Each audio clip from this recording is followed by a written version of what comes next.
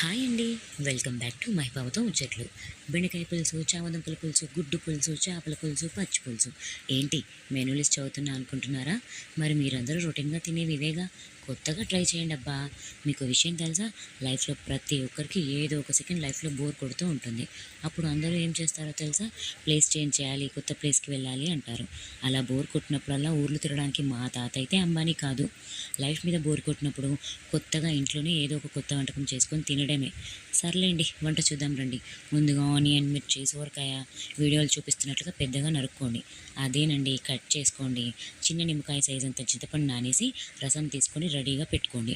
Gas మీద కడాయి పెట్టుకొని 3 table spoons oil వేసి ఆవాలు, జీలకర్ర వేసి అవి వేగాక మిర్చి, ఆనియన్, ఎండుమిర్చి, కరివేపాకు వేసి ఇవి కూడా వేగాక అల్లం పేస్ట్ వేసి దీని పచ్చి వాసన పోయాక ఇందాక తరిగి పెట్టుకున్న సోరకాయ ముక్కలు వేసి మూత పెట్టేయండి.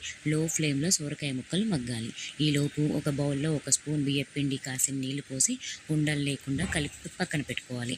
8 నిమిషాల తర్వాత 1/2 స్పూన్ పసుపు, 1.5 స్పూన్ ఉప్పు, 1 స్పూన్ కారం వేసి కలిపి వెంటనే చింతపండు రసం వేసి తర్వాత కొత్తిమీర కూడా వేసి కాసేపు అలాగే వదిలేయండి. పులుసు మరిగినాక ఆయిల్ పైన తేలుతుంది. అప్పుడు చిటికెడు జీలకర్ర, మెంతుల పొడి వేసి ఇందాక కలిపి పెట్టుకున్న బియ్యపిండి వాటర్ కూడా వేసి 2 నిమిషాల తర్వాత గ్యాస్ ఆఫ్ చేయండి. ఈ పులుసు మరీ వేడిగా కాకుండా గోరువెచ్చగా తింటే ఆ టేస్ట్ అనేది ప్రతి ముద్దలో తెలుస్తుంది. ట్రై చేస్తేనే కదా ఎలా ఉందనేది తెలిసేది. ట్రై చేసి ఎలా వచ్చిందో కామెంట్ చేయండి. ఇంతకీ మీరు కూడా నాలాగే కొత్త ఫుడ్ ట్రై చేస్తూ ఉంటారా? కొత్త ఫుడ్ ట్రై చేయడం అంటే మీకు అసలు ఇష్టమేనా? ఇలాంటి కొత్త రెసిపీస్ కోసం లైక్ చేసి, షేర్ చేసి, సబ్స్క్రైబ్ చేసుకోవడం మర్చిపోకండి. అలాగే పక్కనున్న గంటను గట్టిగా కొట్టండి. నేను పెట్టే ప్రతి వీడియో మీకు నోటిఫికేషన్ వస్తుంది. Thank you for watching.